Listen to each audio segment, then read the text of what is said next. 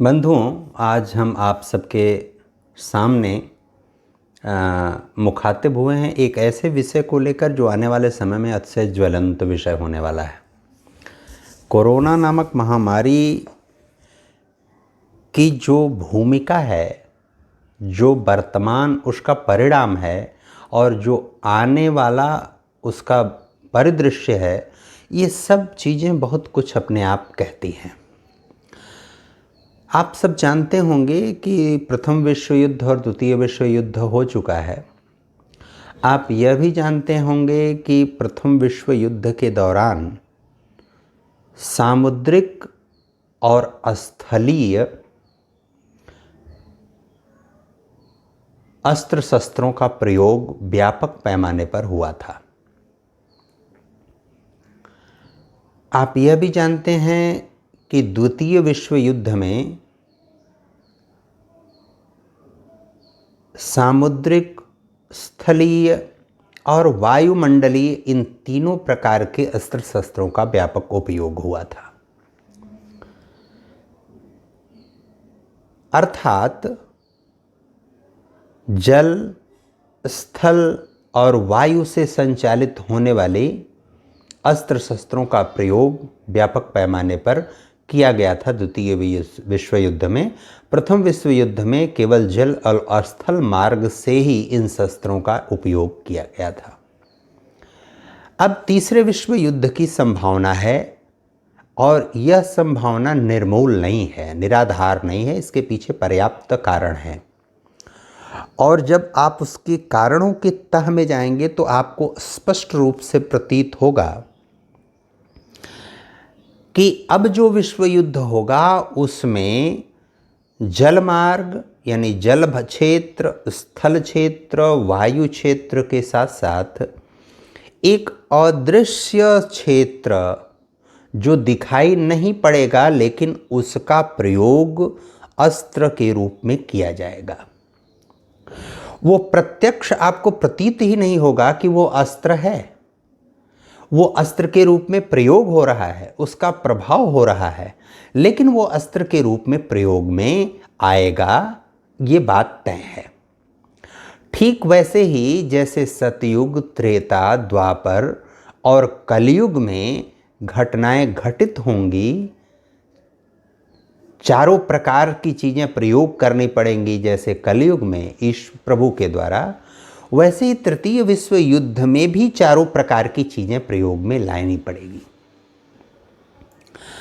आप सब ये जानते होंगे कि इस दृष्टि से, विश्व युद्ध की दृष्टि से और विश्व में सुरक्षा की दृष्टि से, चूँकि मैं स्नातकोत्तर कक्षाओं में राजनीतिक भूगोल विद्यार्थियों को पढ़ता हूँ, इसलिए इस विषय पर गहन चिंतन करने की मुझे आवश्यकता भी पड़ती है।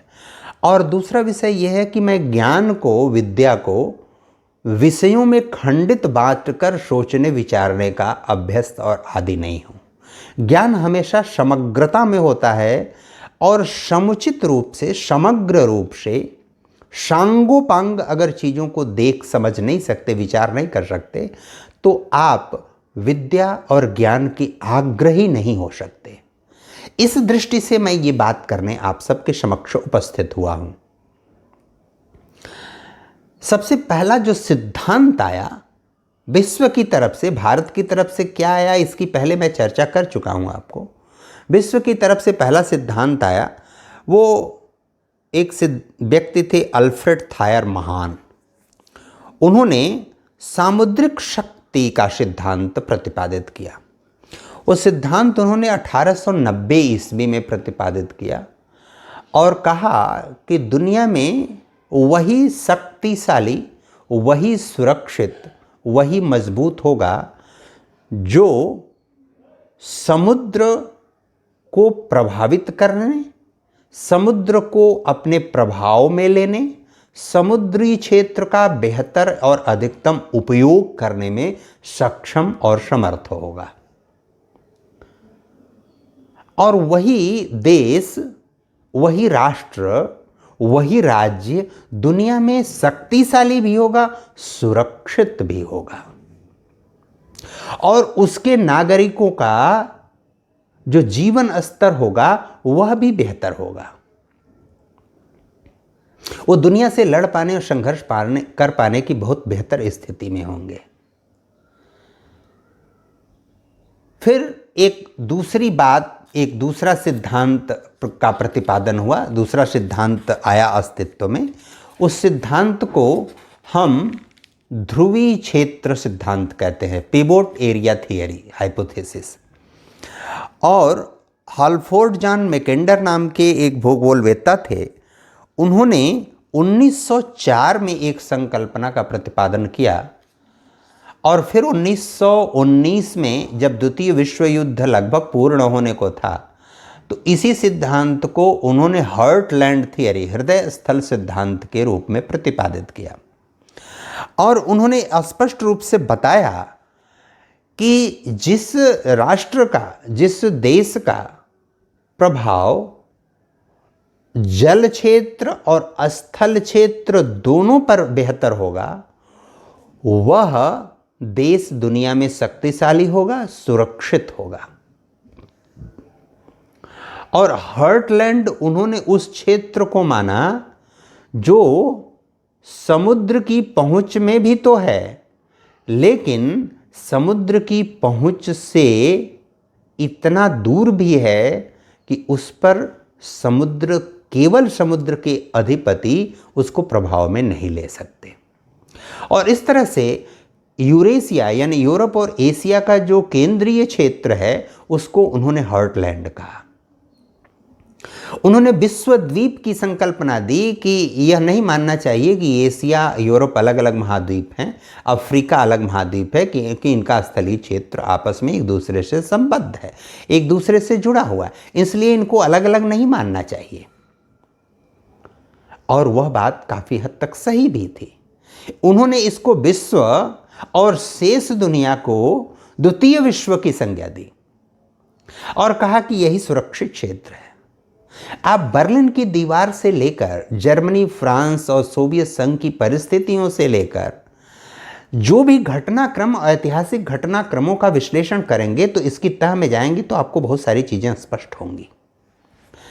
इसके बाद एक विद्वान आए, उन्होंने कहा कि देखिए, यह सर्वाधिक सक्षम, सुरक्षित, शक्तिशाली देश वह होगा जो समुद्र और स्थल के रिमलैंड यानी परिमा स्थल में जिनका स्थान होगा, यानी जहां से आप स्थल की ओर तेजी से मूव कर सकते हैं, जहां से आप जल मार्ग की तरफ से तेजी से मूव कर सकते हैं।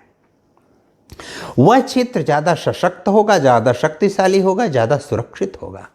और इसीलिए उसको उन्होंने एम्फीबियन राष्ट्र कहा, उभयचर क्षेत्र। और उस उभयचर क्षेत्र पर जिसका आधिपत्य और प्रभाव होगा, आप प्रथम विश्व युद्ध, द्वितीय विश्व युद्ध के घटनाक्रम का देखिए, और गुडाकनाल वार जो जापान से जुड़ा हुआ था, तोजो की परिस्थितियों का मूल्यांकन करिए जापानी शासक का, और उन सब का जब विश्लेषण आप करेंगे तो इन सिद्धांतों की तह में जाएंगे और भारत के जो आदि सिद्धांत हैं धर्म और अधर्म के, वो सब पूरी तरह मेल खाते हैं।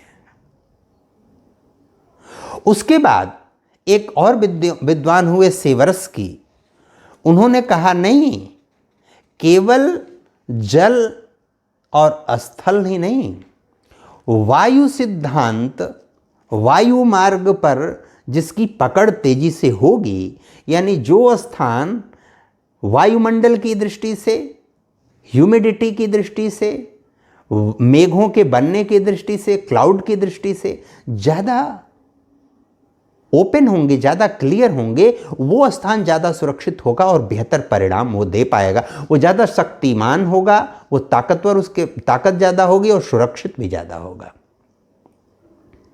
लेकिन अब एक ऐसे सिद्धांत के विषय में हम आपसे चर्चा करने जा रहे हैं जो अभी सिद्धांत न तो मूर्त रूप में है, न तो उसका अस्तित्व है। और आने वाले समय में ये चीज़ें द्वितीयक और तृतीयक हो जाएंगी कि किसी जल पर किसी का प्रभाव है या स्थल पर प्रभाव है। उसका महत्व और मूल्य जरूर रहेगा, लेकिन वायु क्षेत्र और अदृश्य क्षेत्र, अदृश्य वायु क्षेत्र जो अस्त्र को लेकर वहन कर रहा है, अस्त्र को लेकर जा रहा है, आपको पता ही नहीं है कि वो अस्त्र लेकर जा रहा है, और वो अस्त्र ले जाकर आपको छोड़ देता है,